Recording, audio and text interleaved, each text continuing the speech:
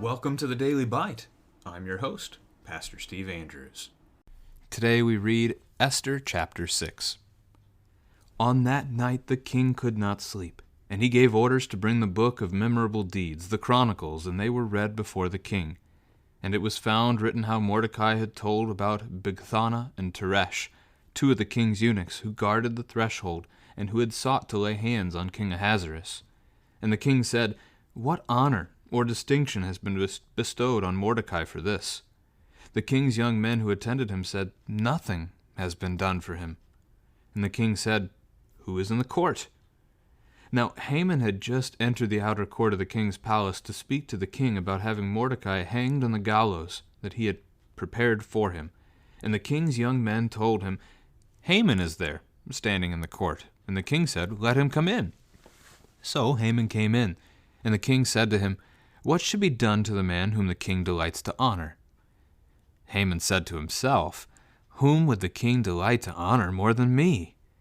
And Haman said to the king, "For the man whom the king delights to honor, let royal robes be brought, which the king has worn, and the horse that the king has ridden, and on whose head a royal crown is set. And let the robes and the horse be handed over to one of the king's most noble officials. Let them dress the man whom the king delights to honor, and let them lead him on the horse through the square of the city, proclaiming before him, 'Thus shall it be done to the man whom the king delights to honor.'" Then the king said to Haman, "Hurry, take the robes and the horse as you have said, and do so to Mordecai the Jew, who sits at the king's gate. Leave out nothing that you have mentioned." So Haman took the robes and the horse, and he dressed Mordecai and led him through the square of the city, proclaiming before him, "Thus shall it be done to the man whom the king delights to honor."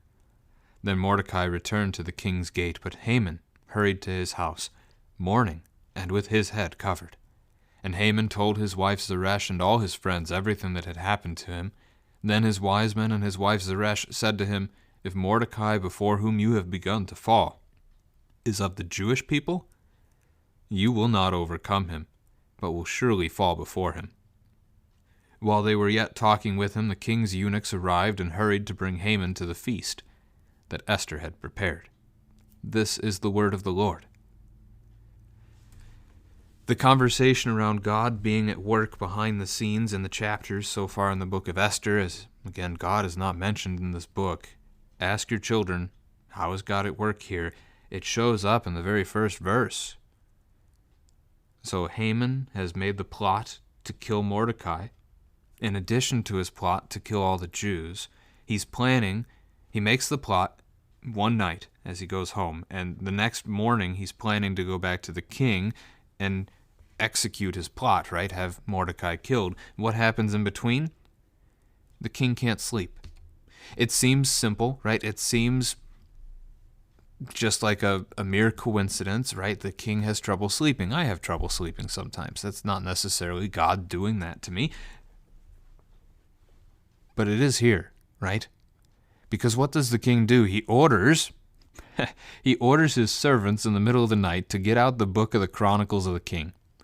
The memorable deeds that the king of Persia has done, and has it read to him.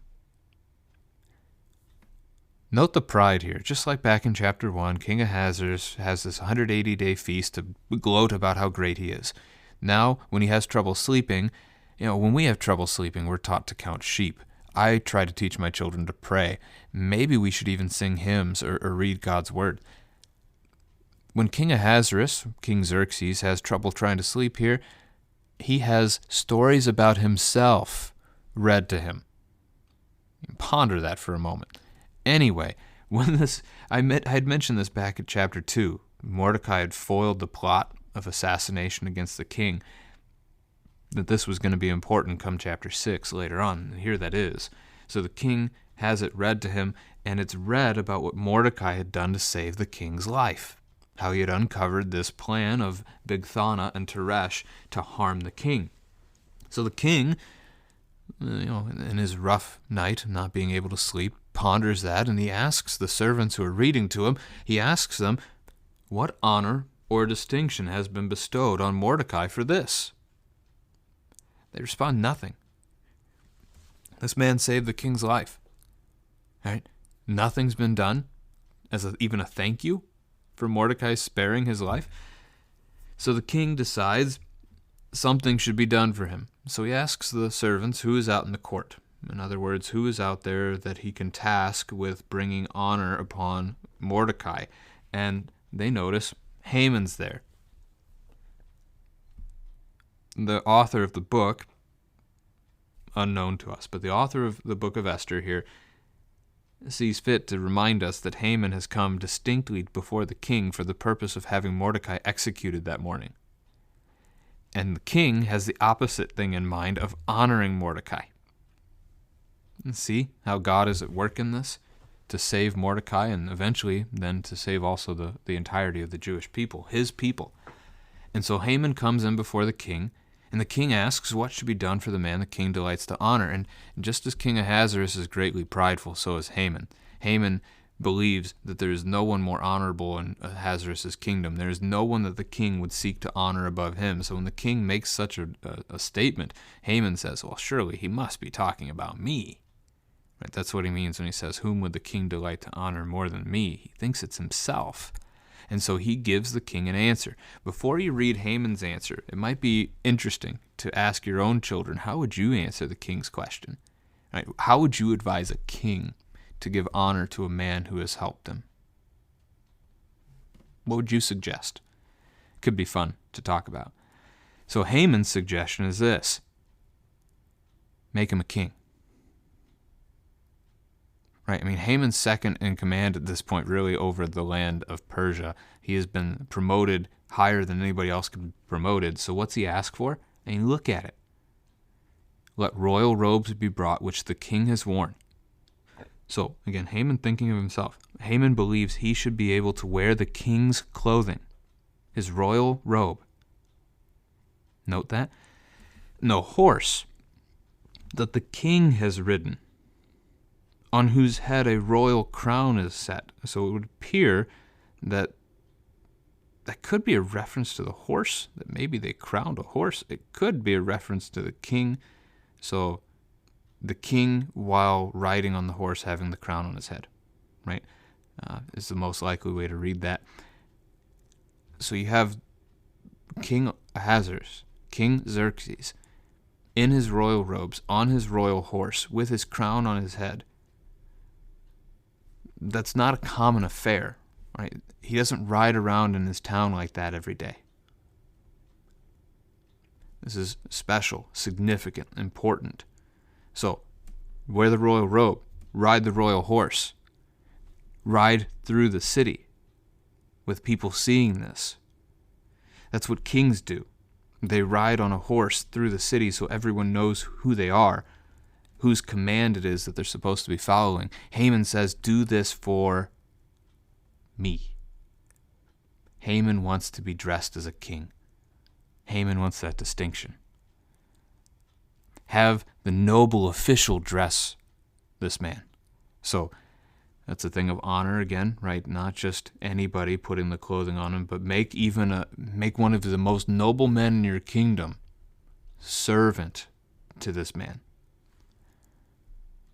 Parade him through your town. Proclaim before him.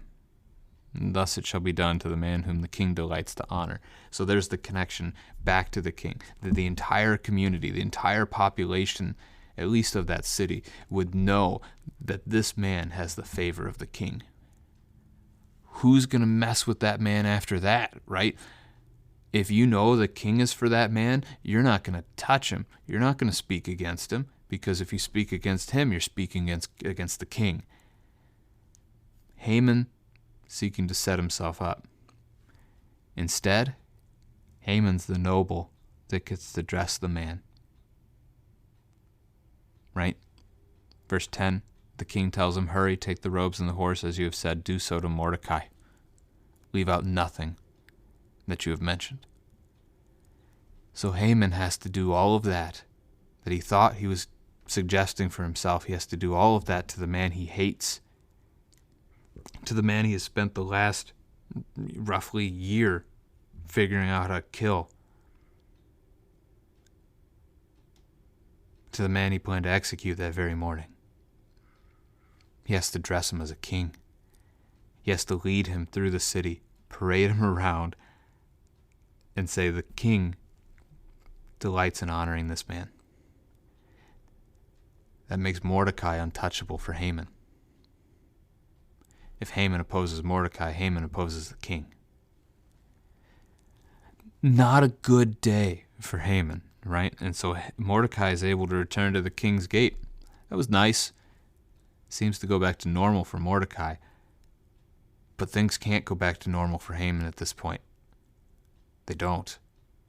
He doesn't go back to the court. He goes back to his house in grief, right? Mourning and with his head covered. He's shamed by what he's just partaken in. He talks to his wife. He talks to his friends, the same people who had just advised him in the previous chapter to build the gallows and have Mordecai executed. And now they flip. Man, they flip. They flip fast. All of a sudden they say, if Mordecai, before you whom you have begun to fall, is of the Jewish people, you will not overcome him, but will surely fall before him. They recognize in this, it would seem, right? I mean, it's fair to ask the question, why do they change position so fast? Maybe talk about that with your children. It seems to be that they recognize that there is something more going on. They are recognizing that there is someone at work in all of this that is unseen to them. Somebody is defending the Jews. Perhaps there's a recognition by Zeresh, the wife, and by these wise men, these friends, that what Haman has plotted against the Jewish people is coming back upon him.